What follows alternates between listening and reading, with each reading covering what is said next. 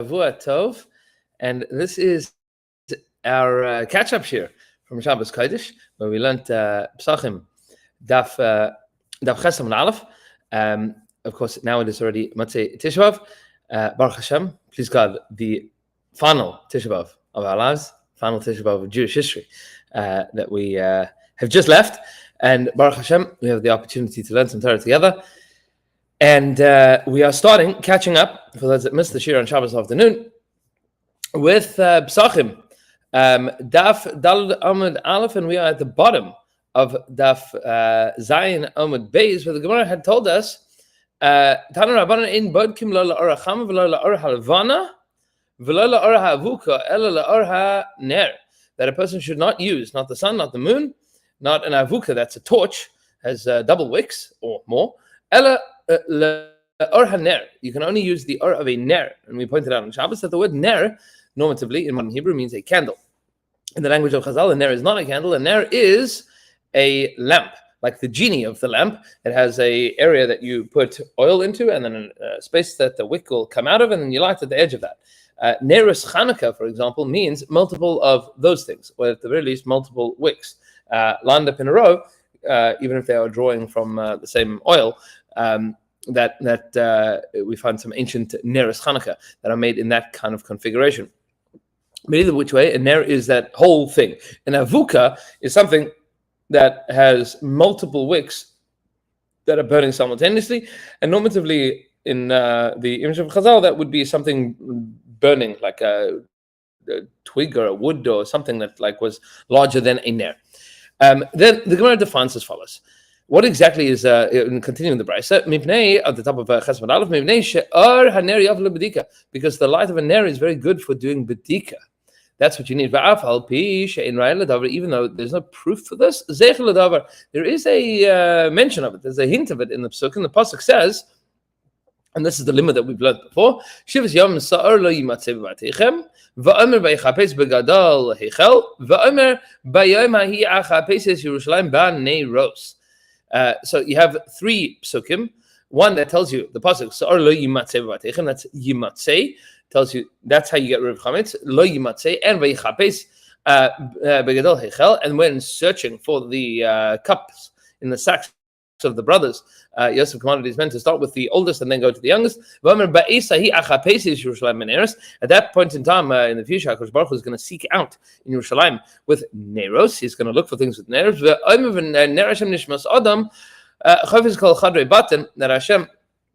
Hashem's candle is the neshama of a human being.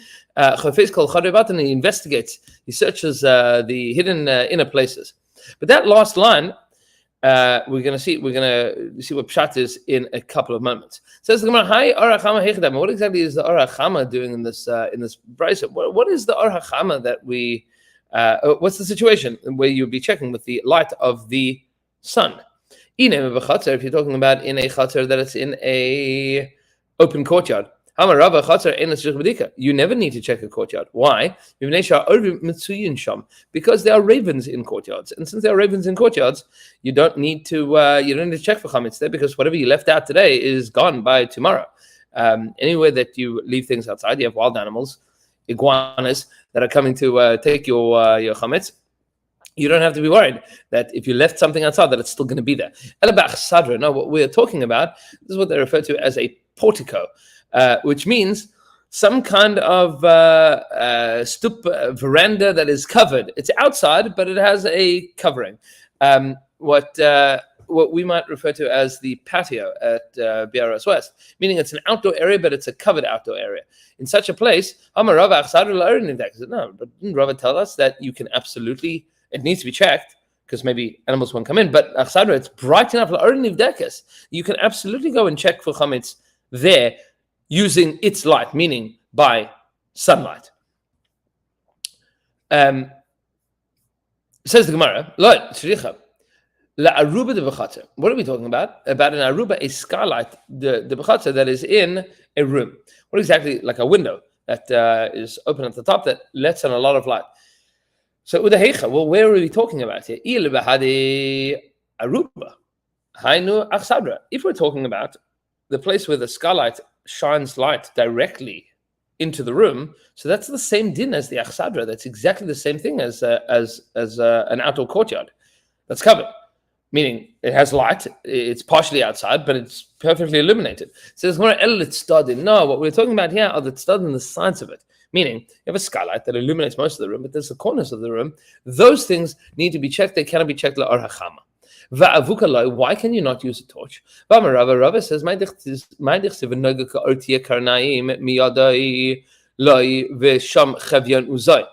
in Chavakuk, that Hashem's will be like a brightness. That's Noga Ka'or will be this astonishing supernova of light. Tia Karnaim Miyada will be rays coming from his hand. From his side, the sides of him. And that is where his power is hidden. Says the Gemara, what's the drush on this? Tzadikim are compared to the Shechina like a candle, like a ner, a single lamp, bifnei avuka, in front of a torch. What does that tell you? That an avuka is way brighter than a ner. And when it comes to Avdallah, when you make the bracha bari ma'ori ha'ish, you should absolutely use an avuka, and that is exactly how we paskin. We make sure that our Havdalah candles have distinguishable multiple wicks. That makes it into an avuka.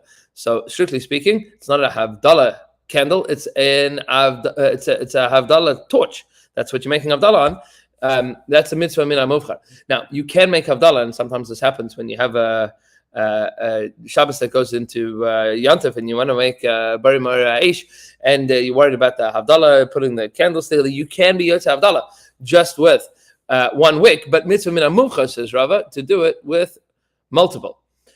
Amar Rav Nachman. So at the end of the day, what we've said is that a candle is nothing compared to a torch. Much better to use a torch; provides much more light. Amar Rav Nachman Yitzchak zeh yachal lachnis l'charen tzdakim v'zeh eni yachal lachnis l'charen tzdakim. You know what a torch cannot do that a candle can do? A torch cannot go into tiny crevices to look for things, but a ner absolutely can. If you're carrying a torch, you'd be terrified to take that into, and we'll see different interpretations of what exactly the concern is, but you'd be terrified to have that kind of situation. Says the Gemara, Rav Zvid says, Zeh or lefanav, zeh or la'achrav. How does a person usually normatively use a ner versus using an avuka? So it says Rav Zvid that a ner you used to shine light in front of you, whereas the avuka would you probably, because you lift it up high, it doesn't shine light in front of you, it shines light behind, meaning you hold it like this and then people can see you. So if you have the picture of somebody looking for something, they're going to use a ner. But somebody that wants to draw attention so that people can see them is going to hold them in avuka. That would be like a spotlight on the person holding it. It doesn't show you the thing that you're looking for, it shows you the person that's holding it. Rav Papa says, "Hi, boys, vaha la boys." When it comes to the ner versus the avuka, so a ner is not terrifying, but an avuka is terrifying. You'd be worried. You'd be worried about carrying it around. Ravina says, "Hi, mishich naira vaha mikatov ikatofi." Says Ravina, there's another problem that a ner has, that an avuka has, that a ner does not, and that is a ner has a constant light, but an avuka is always going to be flickering.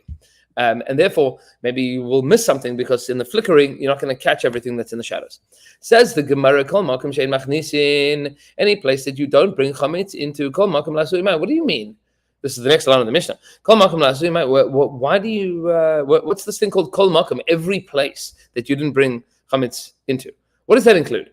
What's that list? La'asui haidet on Rabbanan. This is what the Rabbanan have taught us. Chari beis ha'alyon v'tachtanim.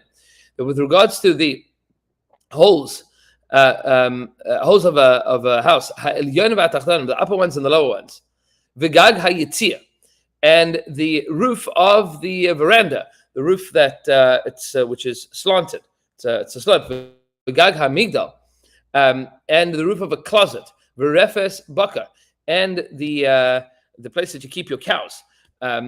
What's that? Cow shed, cow herd, something like that. V'lulin, and the chicken coop. Umat bein, and the place that you store your straw, v'otzos yain, v'otzos shemen, the place that you store your wine, the place that you store your oil, all of these things. Ein tzrich medika. None of these things are going to require you to check for the chametz there. Rabbi Shimon Gamliel says, Mita ha'chalekes b'sech habayis mafsekes tzrich medika. That if you have a bed that divides the area of a house, meaning a bed that extends into the main area of a house, and it's b'sech habayis u'mafsekes, and there is a space between the floor and the bed, so it's shich b'dika. It's not just a mattress on the floor. There's storage space underneath, and it is easily accessible because it's in the middle of the room. That absolutely needs b'dika. Viramino. Now we can have a contradictory brisa that's going to say contradicting what we just taught on two counts. A hole that is between a man and his friend.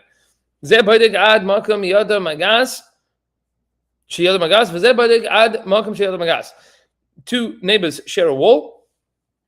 There's a hole that goes in between those walls, so you use it for storage stuff. So each one is obligated to check as far as they can normatively reach. And what if there's space in between where that guy doesn't reach that? So you mavatal in your heart, meaning that thing is inaccessible. You're never going to be able to reach it in general, and you need to search in there and scoop in there and dig in there in order to find anything. You don't need to worry about it because you're never going to find it on Pesach, and you are never going to end up eating it on Pesach. You're never going to end up owning it on Pesach. You can be mavatal, and it's all going to be fine. Rabbi Shimon Gamliel says, Mita chalekes b'sach habayis, bed that divides the house, and there are wood or stones that are stacked up underneath, and there's still space, storage space, and it's b'dika. That doesn't need b'dika. Says the Gemara, kasha mita amit v'kasha chayin acharin. The case of Rabbi Shimon Gamliel, where he said that a bed that extends throughout the house, that divides up a house, needs b'dika. In the first one and the second one, he says it doesn't. And the chayin of the first brisa was that the chayin of the house you don't need to check, and this brisa says that each one has to check as far as their hand goes. It says the Gemara, no, chayin like kasha. With regards to the chayin, there's no concern, there's no problem. Habi iloi v'tatai ha b'mtzi'ei. When we say that you have to check it, we're talking about the middle, easily accessible ones. The first brisa was speaking about the iloi and the tatai, the elyon and tachtanim, meaning if there's a ledge, like a countertop in your house. So a countertop is a place that people put things all the time. But if you have like some kind of hook that's a shelf that's like really way up high, nobody's going to end up leaving the chametz there. Or something that's really down low, nobody's going to end up putting the chametz there. On their way to run out to the car, just let me put it on the floor, like tefach off the floor. Nobody's going to do that. Those are not normative places for people to do the chametz. You don't need to check them. The middle ones, if there's a hole in the middle of your house that you use for storage, it's easily accessible. That's where each one of the neighbors has to put their hands in and check as far as they go. Says the Gemara, mita amita like kasha. The same thing is true with regards to the mita. It's the same operating principle. Ha midal ya vaha mida tatai. It depends on whether or not there is space underneath it. Meaning, the one that you have to check is midal ya, is high. It's raised off the floor, big enough that you can put a box in it. You can leave things there. And this low one, nobody's ever going to use for anything for storage space, so you don't need to worry about it. Says the Gemara further, is it really true that with regards to the otzos yayin, with regards to the wine storehouse, the tzarich b'dika, you don't need to check it. Tanya didn't we learn in the brisa otzos yayin tzarich b'dika? You absolutely have to check the otzos yayin.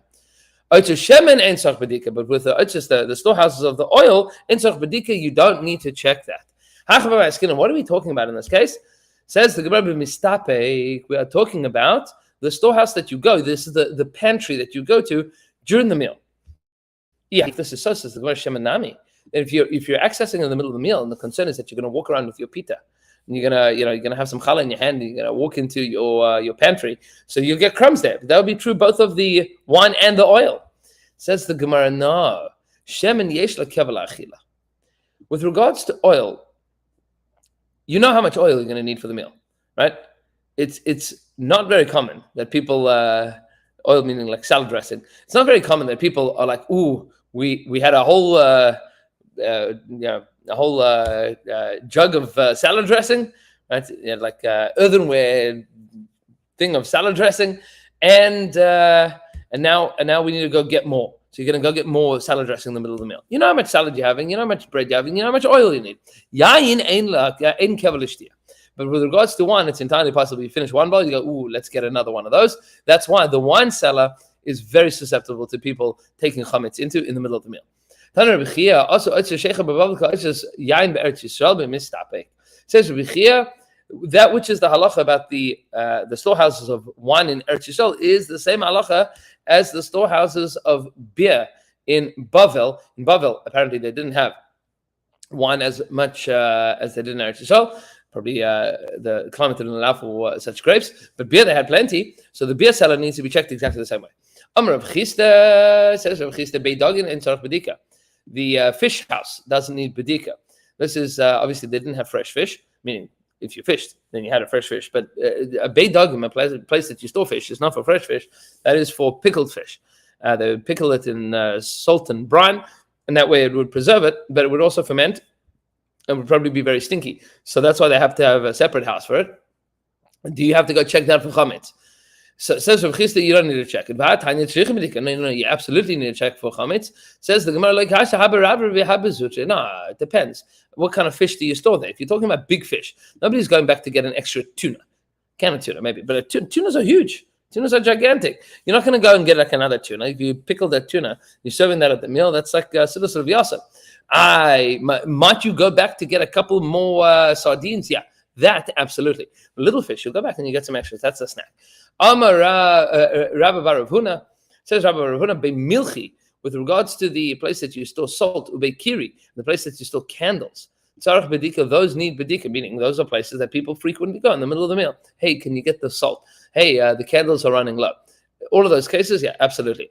Amar Rav Papa says, Beit Sivi, Beit Tamri, Tzarich bedika. Rav Papa says the wood storage house and the storage house for dates need checking for the same reason, because those are things that are frequented during the meal.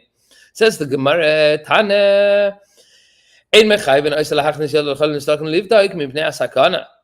Brisa, the Tosefta, that a person is not obligated to stick their hands into nooks and crannies in their house because of danger. So now the Gemara challenges, my sakana, what danger are we talking about? You worried about an akrav, you worried about a scorpion. How are you ever going to be able to use it? You can't put anything in it. You're not going to be able to use it at all. Because if you're worried about a scorpion, you're not taking anything in or out. Says the Gemara, no, we're talking about a collapsed building. Says the Gemara, but if you're talking about looking for chametz in a collapsed building, in a ruin, why would you ever need to do bedikas chametz? Didn't we learn in the Brisa that whenever you have chametz that got crushed in a fallen building, you don't need to go look for it, because that chametz is like it's destroyed. It is inaccessible fundamentally. You're not going to be able to eat it, and you're not going to be able to claim ownership over it because it's totally inaccessible. So it's going, now that's talking about a case that a dog is not able to go searching after it. Here we are talking about a place that a dog can go hunting around for it. You have a puppy, the puppy is going to go pull out stuff there. So if there's stuff then that you would need to go check. But you don't have to go check it. Mipnei hasakana. It says Rabbi Lazar, shluchim mitzvah ein nizakin. What are you worried about? Shluchim mitzvah ein nizakin. Why should we part of you? The shluchim mitzvah. If you're going off to do a mitzvah, you're not going to get any damage from it. Amar Rav Ashi. Rav Ashi says shematav machat va'atile ayunim basra. Maybe you've lost a needle in the proverbial haystack, but a needle in the bombed out building. And while you're looking for your chametz, you're also going to look for other possessions that are there. What's the question? And then you're not doing a mitzvah. So you're no longer doing a mitzvah, and therefore you're no longer protected from getting hurt. Says Gemara, mitzvah? This is not a mitzvah. Since when isn't this a mitzvah? You're in the middle of doing a mitzvah, and you're also looking for something else. That's still a mitzvah. Person that says, I'm going to give to tzedakah, I'm going to give this coin to tzedakah on condition that my son should live. Or that I should be a child of the world to come. I should merit the world to come. In these cases, it says the Gemara at the top of Chesam and Beis, tzaddik gomer. This person is entirely righteous. They're a big tzaddik. So it means that you're allowed to do a mitzvah and also have some kind of ulterior motive. All of that is permissible. You're allowed to do a mitzvah and have an ulterior motive. You gave tzedakah and you wanted it to be a schus for your son, a schus for you for Olam Haba. It says the Gemara, Dilma Basa de Badek Asi le Ayuni Basha. No, maybe you're going to finish looking for the chametz, and then you're going to say, "Ooh, I found all the chametz. I've checked everywhere. There's no more chametz here. While I'm here, let me go looking." Now you're no longer doing a mitzvah at that point in time, and therefore you no longer have the protection of the mitzvah, and therefore you are going to be in danger if you go and look into that place. That was the suggestion that the Gemara had said. Perhaps we're talking about a sakana of a bombed out building, and we have concluded that no, that cannot be the sakana that we are talking about, because one of two things is true: either you have the protection of the mitzvah, or alternatively, if a dog can get to it, then you should be checking it. You should be checking it either which way. And the next Amud, we are going to discuss perhaps something called sakanas goyim. You are worried about the sakana of goyim. It's a Maseches Tisha B'Av topic. To be continued in the next video, which we are going to be streaming in about just under 10 minutes. Be'ezras Hashem Yisbarach, we will see you there. Have a wonderful next 10 minutes. See you soon.